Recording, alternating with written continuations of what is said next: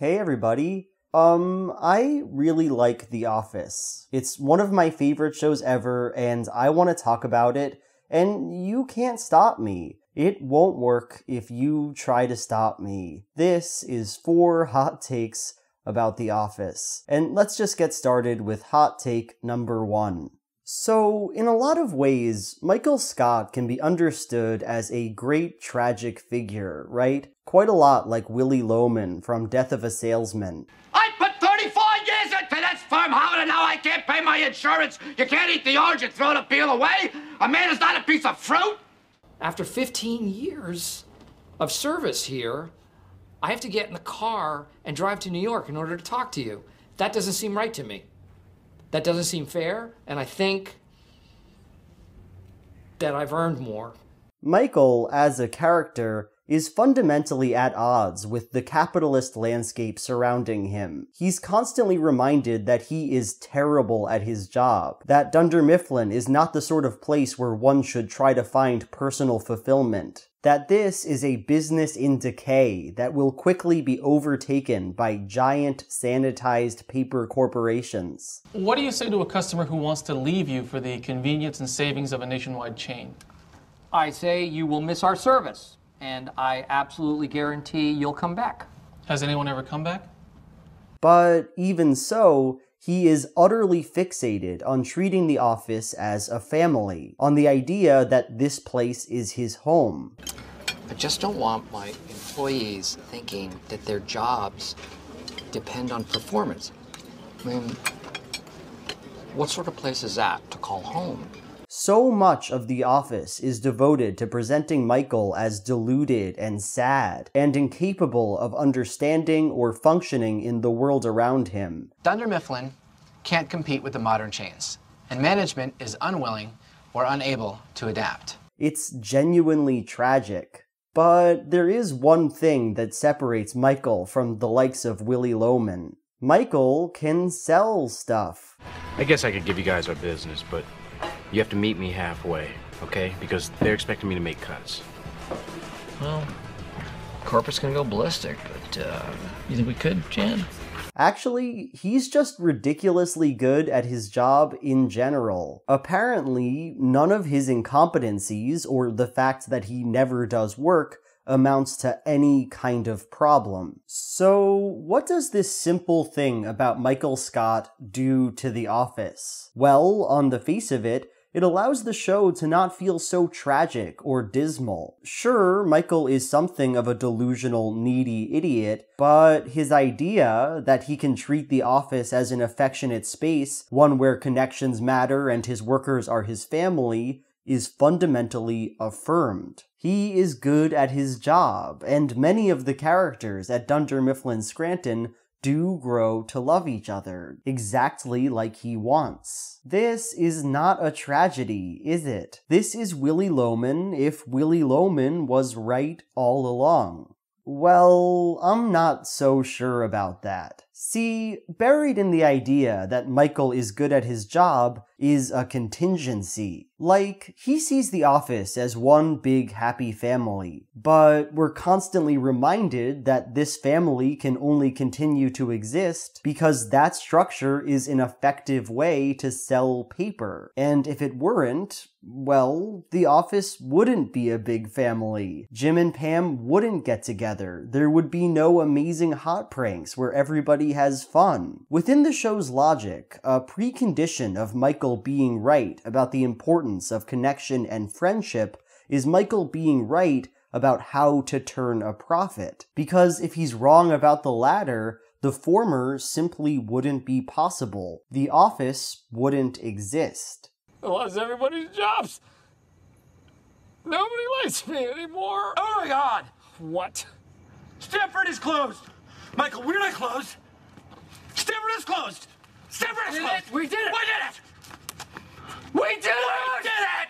Considering this, we're confronted with a sort of bleak suggestion here. Maybe Michael isn't knowledgeable in some beautiful, optimistic way. Maybe he's just crafted a situation that allows himself to believe the lie that profit is incidental. He's successful, so his branch gets money, so he gets to run it the way he wants and love everybody. And through his actions, he manages to convince everybody else that they love each other too. Maybe that really is a good way to sell paper, I don't know. But in real life, friends don't, or at least shouldn't, demand profit. In this way, Michael Scott is just like Willy Loman. Both are men obsessed with a vision of business that doesn't reflect the real world. The only real difference is, Michael gets to ignore that fact. That was a pretty spicy hot take, wasn't it? Let's move on to the next one. And again, I do feel the need to remind you, you can't stop this from happening. You don't have the right to stop me from doing another Office hot take. In the 9th season of The Office, the audience is, for the first time, made aware of the show's status as a documentary. We see and hear from the cameramen, and the characters finally get to see the documentary about them. And while this all sounds like a pretty interesting metatextual element, the way it's done really isn't all that exciting. For the most part, it's just used to add a little conflict to the show. The cameraman has a crush on Pam. The documentary will out the senator as gay. Stuff like that. A lot of the potential it had to make us think about the show in a different way or to add thematic depth goes pretty much wasted. That is, except for one line in the very last episode. After everybody in the office sees the documentary, they all go to a Q&A, and Meredith has this interaction. I want to know how everyone felt they were portrayed. Was it accurate? I got a beef with that. For the first 7 years, I was getting my PhD in school psychology, and they didn't show it. Yes, I was getting hammered, but hey, it was college. Now, I get that this is essentially a throwaway joke that doesn't necessarily make a whole lot of sense, but to me, it's one of the best moments of the series finale. See, when you add a meta component to a piece of art, it always works to draw our attention to the fact that the work is not some perfect reflection of reality. Like, The Office surrounds a fictional documentary, and even though the documentary looks like it's just the lives and stories of these people, it is actually a series of decisions. There were a million hours of footage they could have used, but the filmmakers chose to use this footage, these stories. As such, The Office is not just about the characters the show is focused on, but also about the artists who chose to focus on them. And that's clearly the point that this joke is getting at, right? For the first 7 years, I was getting my PhD in school psychology, and they didn't show it. The filmmakers could have included that Meredith was getting her PhD during the years the documentary takes place, but for whatever reason, they didn't. I guess it just didn't gel with the narrative they were trying to push. And I think it's interesting that the show uses Meredith to make this point because, in a lot of ways, Meredith is the most mean-spirited thing The Office ever did. Like, sure, Kevin doesn't fare particularly well in the show, getting progressively more slow and simple-minded over the course of the series. But ultimately, that feels affectionate and self-aware in its own way. I mean, he's gotten worse over the years. He's making a statement. It's an ironic comment on our expectations of him. A funhouse image of our model of Kevin. But Meredith, every scene she's in, from basically the beginning of the show, just feels like it's bullying her with some kind of troubling ideas. Meredith is Trash Queen, a bad mom, an alcoholic. And the main reason we know she's trash is because she's sexually promiscuous and older than 35. And everyone's always like, "Ew, Meredith, don't have sex with me. No sex, please." If I got that card, we'd be in the bathroom doing it right now. I don't know, her depiction just feels very flat and unpleasant and so judgmental. And so, when we look at this joke from the last episode, it almost seems like an apology to me. The show here is acknowledging that Meredith didn't have to be like this. She could have been a fuller person, someone who maybe did things besides be trashy or whatever. There was more Meredith could have been, and in this moment, the show is extremely and uncomfortably aware that this is all they ever wanted her to be. Hot take 2 down, and let's move on. We're making great time with these hot takes, but we gotta be in Cincinnati by sundown. The next thing I want to talk about is by far the weirdest character on The Office, Pete.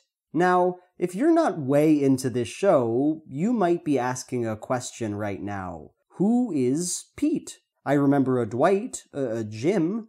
Who is Pete? Well, I wouldn't blame you for not remembering who Pete is, because he is an unbelievably forgettable character, and therein lies his brilliance, I think. Pete is introduced in the first episode of the 9th and final season of the show, and he enters at a moment where things notably seem to be winding down. In this episode, Jim and Pam wonder whether or not the documentary has all the footage it needs yet. Pam points out that she's entered a phase of her life when things aren't going to be as big or dramatic as they once were. I don't think anything's gonna change in our lives now. With work and 2 kids, nothing interesting's gonna happen to us for a long, long time. This is a way of signaling to us that whatever journey our protagonists had in this space, it is coming to an end. Ultimately, Pam is proven right with her statement here. From this point on, the only interesting thing that these characters do is leave. And so, Pete and another worker, Clark, come onto the stage. The most obvious thing about these two is their striking resemblance to Dwight and Jim. It's something that the show itself brings our attention to. They're like the new Jim and Dwight. Oh, yes, I see that. Perfect. Hey, new Jim, come sit on my face. Oh, thank you. My name's Pete. With Clark, this similarity is just played for laughs. Yeah, he looks like Dwight, but he doesn't act like him at all. But with Pete? Yeah, they actually wanted a new, young Jim on the show. Like Jim, Pete is a handsome, kind of playful guy. Like Jim, his plot centers around courting a cute, red-haired receptionist, Erin. And like Pam, Erin is in a relationship with someone who's just not right for her. Here, the show tells us the story of the first 3 seasons of The Office again. And what's more, they do it in the most vapid, shallow way possible. Pete is no Jim. Jim is endearing and complicated. He's oddly sensitive, really funny, a bit of a bully. You can call me Drew. No, I'm not gonna call you that. Cool. Pete, on the other hand, is just a dude who's like earnest. In one scene where Erin starts to realize she likes him, Pete gives a little pep talk to Kevin, and it's genuinely hard to watch just how lame and unconvincing it really is.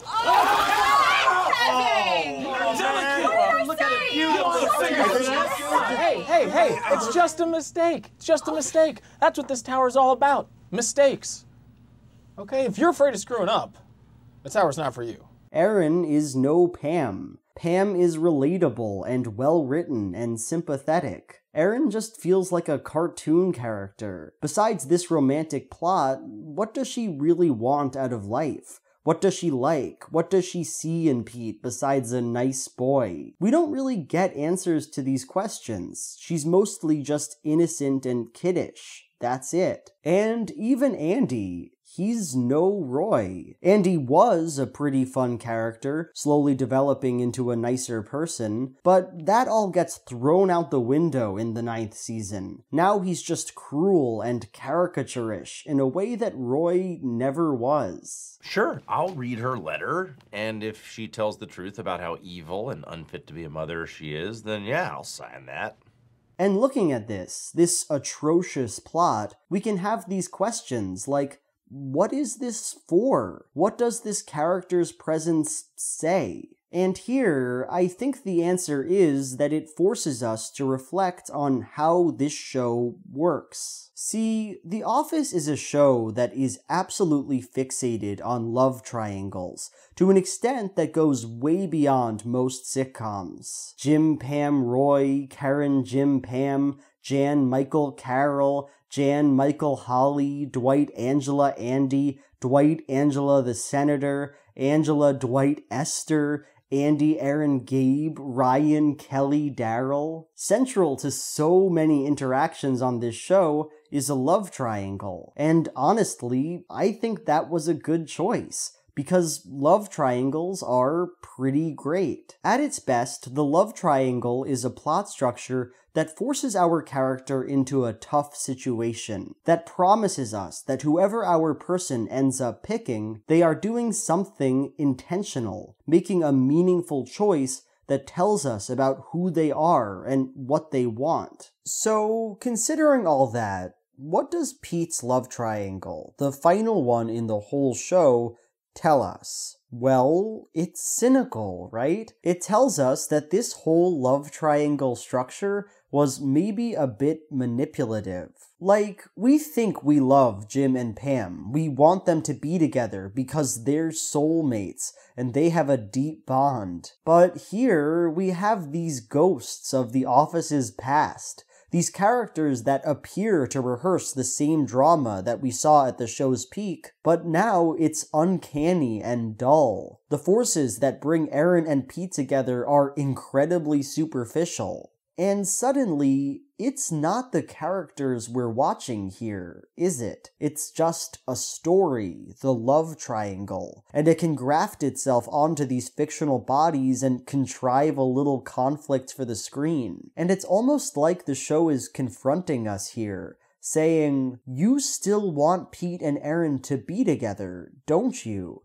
The way this plot works means that it doesn't matter who they are, you want them to be together. It's just as fake and entertaining as it was with Jim and Pam and with all those other characters. If there's one saving grace of The Office, it's that they couldn't be more wrong with this idea. I honestly don't give a crap if Pete ends up with Erin. Watching them flirt on screen, all I feel is a sense of claustrophobia and decay. Like the show has to end because it's crumbling in on itself. I have no affection for these two whatsoever. And I think The Office knew they were wrong about this, too. I recently rewatched the 9th season of The Office, and in its final episodes, the show returns to the people we do care about, and who we have good reason to care about. Jim and Pam. They actually have something to them. They're well written. They're not just a love triangle. And it's worthy of note that after Erin and Pete become a couple, they never have a cute scene together again. We're never even really reminded that they're in a relationship. The show forgets about them, and I think that's a good thing because they were never really there in the first place. So that was hot take number 3. But the horse of time inevitably continues to trot on, and so too must we move to the 4th hot take. Let's talk about Meatball Prank from the episode Pool Party in the 8th season. In this episode, Jim tries to figure out what kinds of pranks Stanley likes, and he finally discovers that Stanley thinks it's absolutely hilarious when he covers Dwight's things with meatball meat. What the? You've been meatballed. Oh. Are you ready for some meatball? Oh, man. This is, I think, where the joke should have ended. Watching Stanley fall over himself laughing because he sees his coworker just got meatballed is not only funny, but also delightful and absurd, and it gives Stanley a dimension that we haven't seen before in his personality. Very funny. But sadly, the writers didn't agree with me here. As it turns out, Stanley and Dwight were just pulling a scheme. Convince Jim meatball pranks are funny, and then boom, the two of them get meatballs. What's a haul? 32 meatballs. Good day. That idiot's been feeding us for a week. We'll never have to buy meatballs again. And look, I get the desire to end the prank this way. There's a sort of joy in seeing Jim be the butt of the joke when he's such a jockey prank bro throughout the entire show. You can call me Drew. No, I'm not gonna call you that. Cool. But also, it's funny that these guys want these meatballs so bad. I can't imagine Jim spent a lot of time preparing them, and they were like surrounding staplers and stuff. And these two are just gonna go home and have these nasty meatballs for dinner? You know, that's pretty good. But at the same time, I can't help but prefer the joke without this scheming addition. For one, there's no but to that joke. All it is that somebody wanted to make someone happy, and they found a way to do it in an unexpected and fun way. I love how kind-hearted that is. But more importantly, watching Stanley enjoy Jim's kind of surreal prank so authentically, and having this sense that we don't need any further explanation as to why Stanley thinks it's so great, that's wonderful. That's magic to me. And this scene with Dwight in the parking lot, sure it's funny, but I don't know, it kind of explains away the magic. What the? You've been meatballed. So that was my video. Hope you liked it, and if you did, be sure to like, comment, and subscribe. And maybe even if you're feeling a little bit really excited, you could give me money on Patreon, where I make a little bonus monthly video per month. And now, speaking of patrons, it's time for my Patreon question of the video. Jackie Steffen asks, what's your favorite art movement? I don't know anything about art, you know, I don't know anything. I go into art museums and I'm just flooded with all of these images, and I don't know about chronology or periods. A lot of it, anyway. Enough to say a favorite. I'll show my favorite painting here on the screen right now. Look at that. Isn't that something to look at? Look at the way she's laying there, you know? What's she doing? It's beautiful to me. Very thought-provoking. Hope you liked that video, and I'll see you next time. Thank you so much for watching. Bye.